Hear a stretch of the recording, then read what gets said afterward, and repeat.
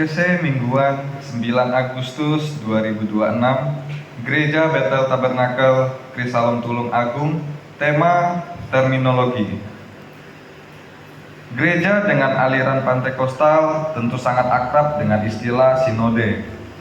Sebuah istilah yang sering didengar, namun sebagian besar awam tidak memahami arti dan maksud dari sebuah sinode.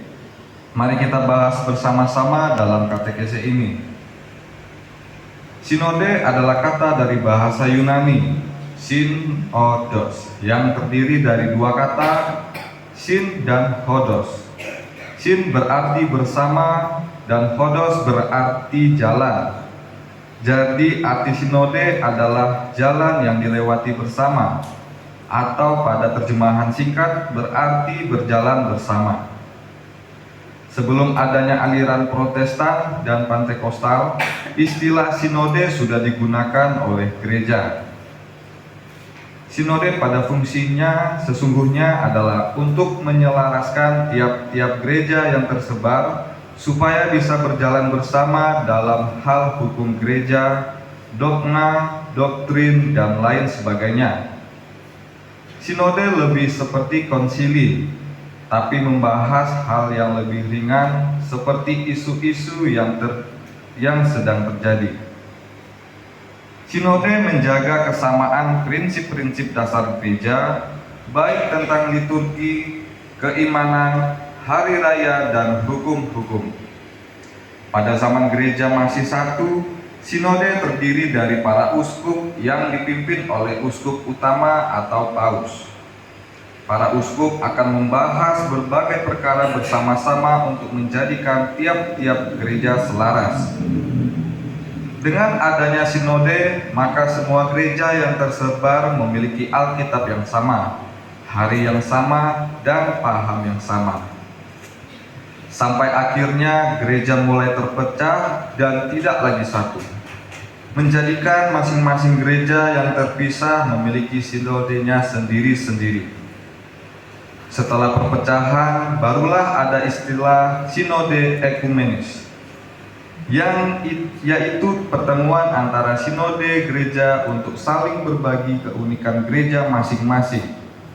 Gereja yang memiliki sinodalitas adalah gereja yang memiliki kesamaan dengan gereja lain secara umum. Maka gereja kita ini memiliki sinodalitas dengan gereja lain dalam perkara ketuhanan, pengakuan iman, dogma Tritunggal, baptisan, dan lain-lain. Gereja yang sinodal memiliki hubungan kesatuan dalam gereja tubuh Kristus.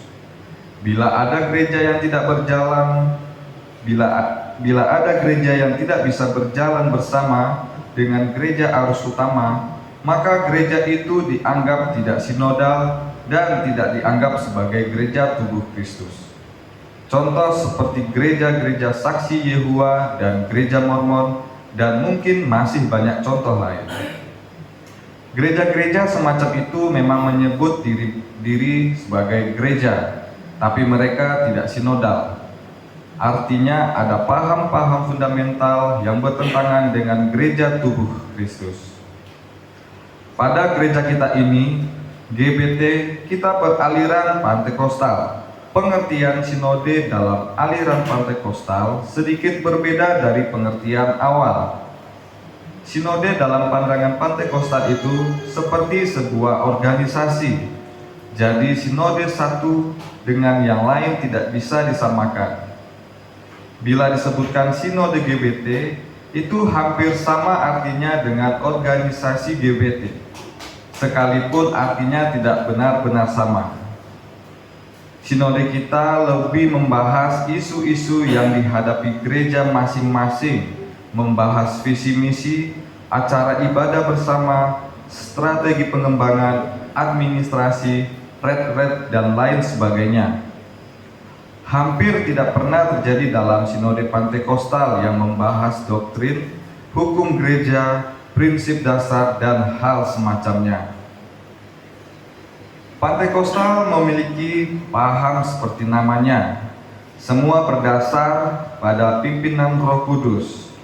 Semua terserah masing-masing gembalanya dalam pimpinan Roh Kudus mau membawa gereja ke arah mana.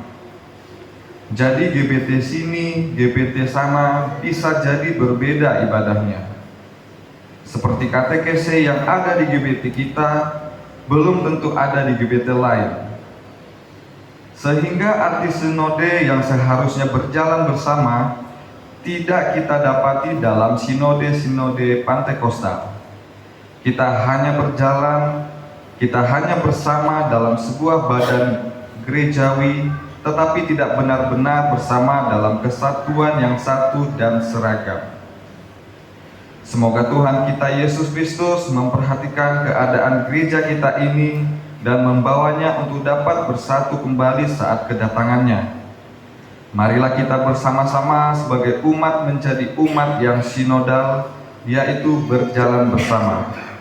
Segala hormat dan kemuliaan hanya bagi Bapa di sorga yang bersama Yesus Kristus dalam persatuan dengan Roh Kudus hidup meraja sepanjang segala masa. Amin.